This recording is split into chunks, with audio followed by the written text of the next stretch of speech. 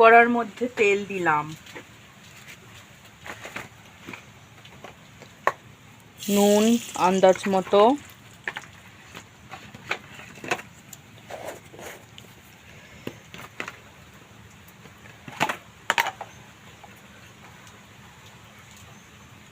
হলুদ গুঁড়ো আন্দাজ মতো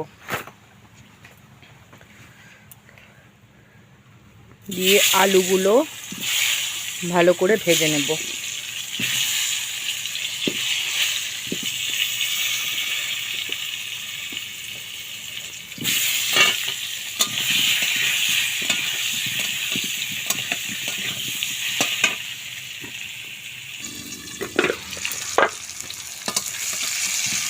আলুগুলোকে লাল লাল করে ভেজে নেব।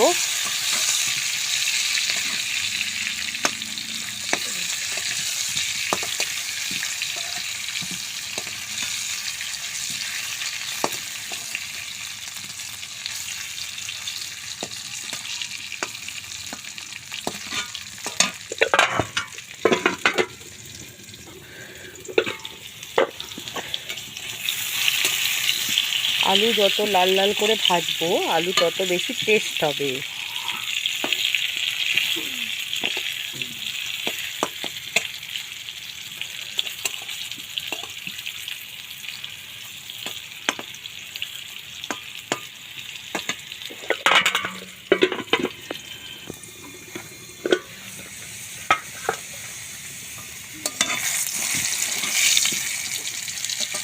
আলুগুলো খুব ভালোভাবে ভাজা হয়ে গেছে। এবারে আমি আলুগুলোকে তুলে নেব।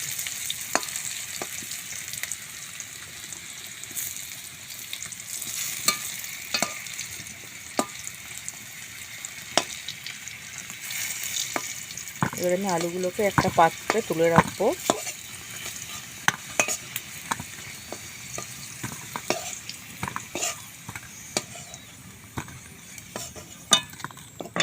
এবার আমি ওই তেলেই আরও কিছুটা তেল দিয়ে দেব, পরিমাণ মতো তেল।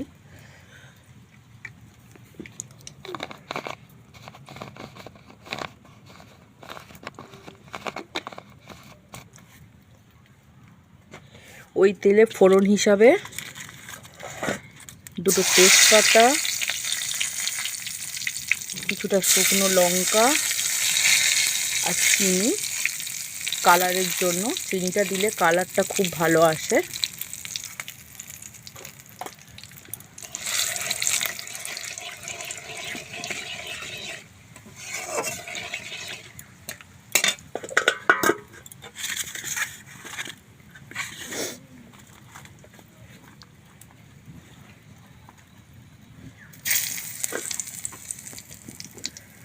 এবার ওই তেলের মধ্যে আমি পেঁয়াজটাকে দিয়ে দেব।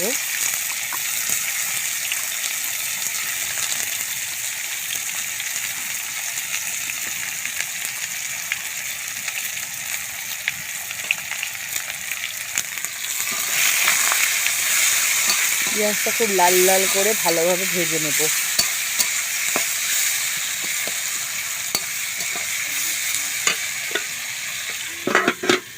একটু চাপা দিলে পেঁয়াজটা মজে যাবে, ভাজতে সুবিধা হবে। পেঁয়াজটা লাল লাল করে ভাজবো।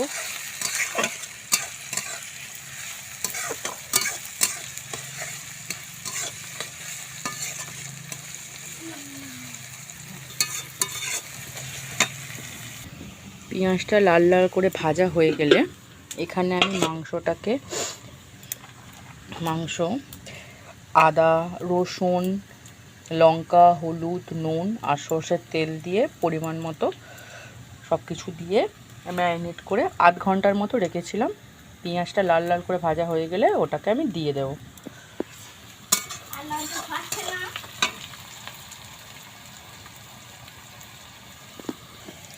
এবারে ম্যারিনেট মাংসটা আমি এই পেঁয়াজটা ভাজা হয়ে গেছে পেঁয়াজের মধ্যে ঢেলে দিলাম।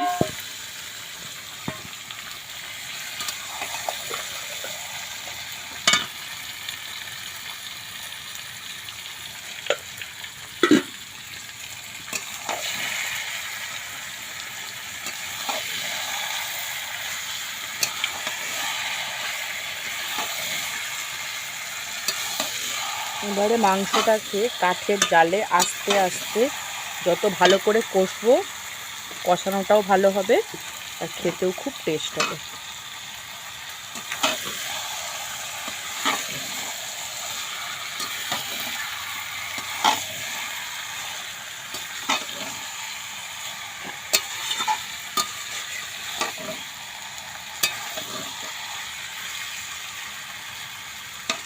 মাংসটা একটু চাপা দিয়ে দিয়ে কষবো, যাতে মাংসের যে এক্সট্রা জল আছে সেটা একটু তাড়াতাড়ি বেরিয়ে যায়।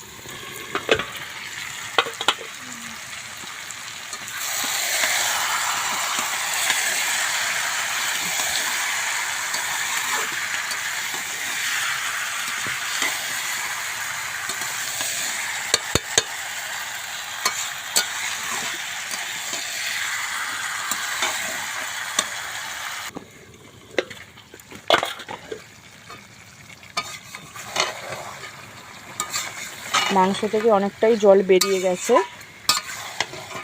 তেল ছাড়া পর্যন্ত এবারে অপেক্ষা করব। তেল ছেড়ে গেলে মাংস থেকে জানবো পুরো ভালোভাবে মাংসটা কষানো হয়ে গেছে।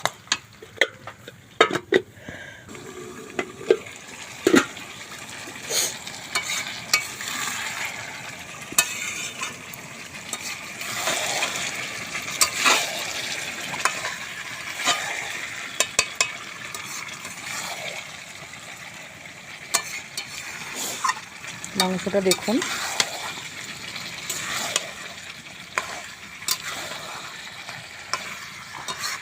আস্তে আস্তে মাংস থেকে তেল ছাড়তে শুরু করেছে।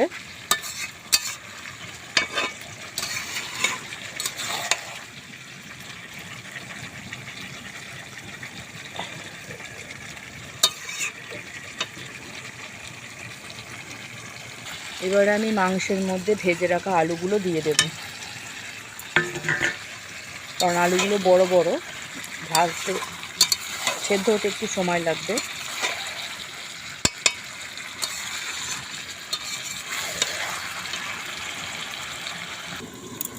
ঢাকনাটা খুলে মাংসটা মাঝে মাঝে হালকা করে নিচ থেকে ওপরে নেড়ে দিচ্ছি, যাতে মাংসটা তলায় লেগে না যায়। এভাবেই আস্তে আস্তে বেশ কিছুক্ষণ মাংসটাকে কষে নেব। মাংস থেকে তেল ছেড়ে গেছে, এবারে আমি এর মধ্যে জল দিয়ে দেব। ওই বাটির মধ্যে যে মশলা লেগেছিল তাতে জল দিয়েছি, সেই জলটা অল্প খানিকটা ঢেলে দেব।